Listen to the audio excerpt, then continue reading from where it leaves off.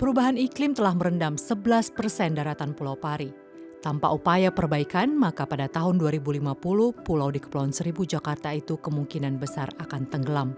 Padahal selama ini Pulau Pari bergantung pada sektor pariwisata dan perikanan.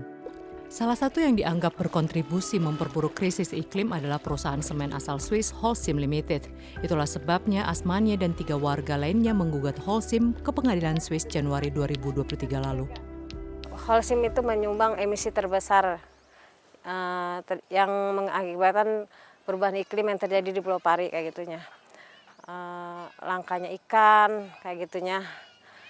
Musim yang sudah tidak diprediksi, kenaikan permukaan air laut kayak gitunya. Holcim harus bertanggung jawab akibat perubahan iklim ini. Secara global, Holcim menghasilkan lebih dari 7 miliar ton emisi CO2 antara tahun 1950 dan 2021. Demikian menurut studi yang berbasis di Amerika Serikat. Itulah sebabnya menurut Wahana Lingkungan Hidup Indonesia atau WALHI, industri yang dianggap berkontribusi terhadap naiknya emisi perlu bertanggung jawab. Jadi ada catatan WALHI itu ada ratusan pabrik semen Holcim di dunia, dan itu punya kontribusi besar terhadap krisis iklim. Nah, kalau yang di Indonesia, ya dia kerjasama dengan Semen Indonesia. Kalau Holcimnya digugat dan misalnya gugatan kita menang, maka Holcim akan menghentikan. Nanti akan otomatis berdampak terhadap industri semen di Indonesia, gitu. Jadi PT Semen Indonesia itu akan terdampak dengan gugatan kita.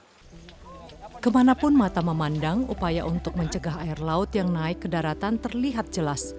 Banyak rumah warga yang terendam banjir saat air laut pasang. Meski begitu, Arif, salah satu penggugat, bertekad untuk tetap tinggal di sini. Kalau dulu ya oke, kalau sekarang udah susah. Susah untuk cuci piring, sabun nggak berbusa, untuk mandi, untuk cuci pakaian, apalagi untuk mencuci sayur mayur itu kita butuh air tawar. WALHI yang mendukung warga pulau bersama dengan sebuah LSM dari Swiss dan Jerman optimistis bahwa gugatan mereka bisa berhasil. Kasus lingkungan serupa yang menggugat Shell di Belanda baru-baru ini bisa dimenangkan.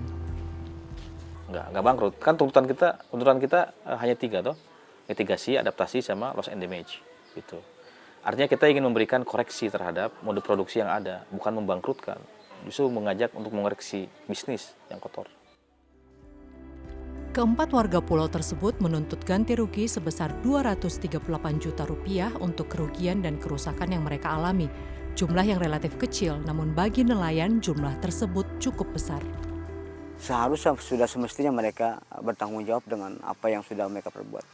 Mereka mengeruk hasil sedemikian rupa banyaknya keuntungannya gitu kan. Tapi di situ mereka melupakan bahwa dengan hasil mereka itu kan berdampak terhadap orang lain. Perusahaan yang berkantor pusat di Swiss tersebut tidak bersedia berkomentar langsung atas klaim tersebut. Namun dalam sebuah pernyataan mereka menyebutkan telah mengambil tindakan iklim dengan sangat serius dan telah secara signifikan mengurangi jejak CO2 selama dekade terakhir.